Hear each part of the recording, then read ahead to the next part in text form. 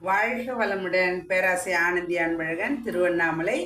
இன்னைக்கு சிந்திக்க வாழ்க்கை மலர்லேருந்து என்ன எடுத்துக்க போகிறோம் அப்படின்னா, சுவாமிஜியோட கருத்து அருகுண சீரமைப்பு.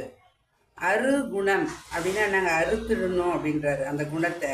அப்போ தான் சீரமைப்பு வாழ்க்கையில் பண்ண முடியும். ஆனால் பார்த்தீங்க அப்படின்னா 6 குணங்கள் தான் அந்த அருகுணமாக இருக்குது. என்னென்ன குணம் அப்படின்னா, வடமொழியில் சொல்லுவாங்க காமம், குரோதம், லோபம், மோகம், மதம், மாச்சரியம் அப்படின்னு ஒரு 6 விதத்தில் சொல்லுவாங்க. அது வடநூலார் குறிப்பிட்டிருக்காங்க.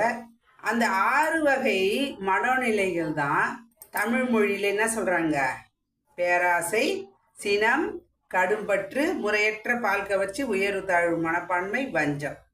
அப்போ இந்த 6 குணத்தையும் நம்ம சரி பண்ணிட்டோம், கரெக்ட் பண்ணிட்டோம் அப்படின்னா லைஃப்பில் நல்லா இருக்க முடியும்.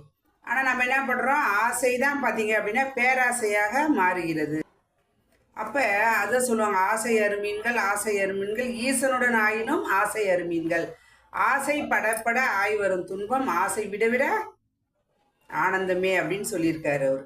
அப்போ நம்ம என்ன பண்ணுறோங்க, இந்த ஆசைன்ற அந்த புள்ளி தான் ஆரம்பித்து பெரிய பூதாகாரமாக எடுக்குது.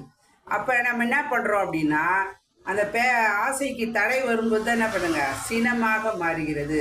அப்போ சினமாக மாறப்பட்டது தான் என்ன நடக்குதுங்க, அடுத்த நிலையில் இருக்கக்கூடிய பேராசை, சினம் கடும் பற்றாக மாறுது. எனக்கு தான் அப்படின்னு அந்த பொருள் பற்றும் பண்ணும்போது, அதிகாரப்பற்றும் செய்யும்போது பார்த்தீங்கன்னா அப்படியே தனுக்கு அப்படின்ற மாதிரி அது. அப்போ பேராசை, சினம், கடும்பற்று, முறையற்ற பால் கவர்ச்சியாக மற்றவங்களுக்குள்ளே இருக்கக்கூடிய அந்த அந்த முறையற்ற பால் கவர்ச்சி அப்படின்ற அந்த எண்ணம் வருது. அப்போ அதால் என்ன நடக்குது அப்படின்னா, மனிதர்களுக்குள்ள வேறுபாடாக உயர்வு தாழ்வு எண்ணம் வருகிறது. அப்போ உயர்வு தாழ்வு எண்ணம் வரும்போது தான் இங்கே என்ன பண்ணுங்க, அடக்கப்பட்டது சினம்தான் வஞ்சமாக மாறுகிறது. அப்போ இது 3ஐயும் நம்ம மாற்றிக்கிட்டோம், இந்த 6ஐயும் மாற்றிக்கிட்டோம் அப்படின்னா தான் நம்ம சிறப்பாக வாழ்க்கையில் உயர்வடைய முடியும். அப்போ அந்த 6ஐயும் நான் மாற்றிக்கணும் அப்படின்னா என்னங்க செய்யணும் அப்படின்னா, ஒன்றும் இல்லை. சுவாமி அழகாக சொல்கிறாரு, தெளிந்த அறிவோடு விழிப்போடும் இருந்தால் அந்த 6 குணங்களும் நிலையில் மாற்றிக்கலான்றார். சுவாமி அழகாக சொல்வார், தான் தனது என்ற பொருள் பற்றும் அதிகாரப்பற்றும் தான்.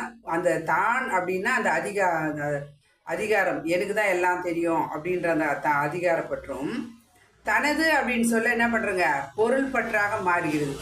இது பிறந்த வினோதமான தம்பதிகள் பிறந்தது தான் இந்த 6 மனோநிலைகள் அப்படின்வர்.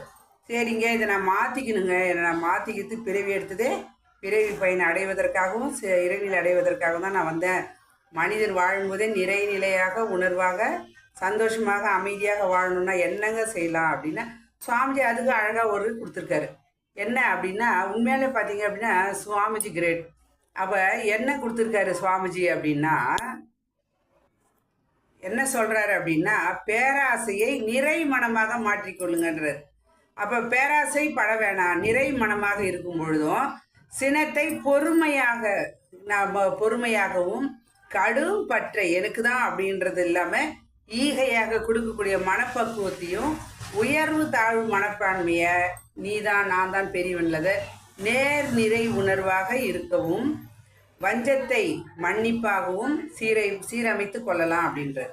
ஆனால் உண்மை அதுதான். நாம் என்ன பண்ணுறோம், இந்த 6 குணத்தில் 6 குணத்தை நம்ம அருகுணமாக அதை விட்டுட்டோம் அப்படின்னா லைஃப் நல்லா இருக்குன்றதுக்கு அழகாக சொல்கிறார்.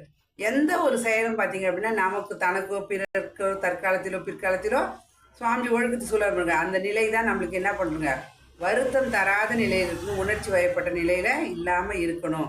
அப்போ நம்ம செயலாற்றி இன்பமாக வாழலாம். அப்போ ஏன் மனிதனுக்கு துன்பம் வருது அப்படின்னா, இந்த தேவையும் பழக்கமையும் சூழ்நிலையும் தான்.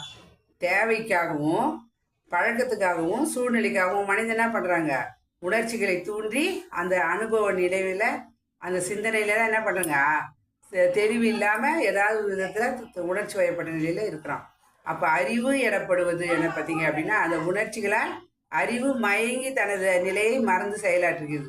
அப்போ அந்த மயக்க நிலையை மாயை நிலையை நம்ம மாற்றிக்கிட்டோம் அப்படின்னா, அப்போ அறிவு என்ன பண்ணுறது அப்படின்னா, தெளிந்த நிலையில் தெளிவான நிலையில் சீர்மையான நிலையில் நேர்மையான நிலையில் மாறும்பொழுது அறிவு நம்மளுக்கு என்ன பண்ணுதுங்க, அந்த மயக்கத்திலேருந்து அந்த தீய செயல்களை செய்யாமல் நாம் சிறப்பாக வாழ்வதற்காக தான் மனவளக்கலையில் இந்த அருகுண சீரமைப்பாக சுவாமிஜி அழகாக கொடுத்துருக்காரு.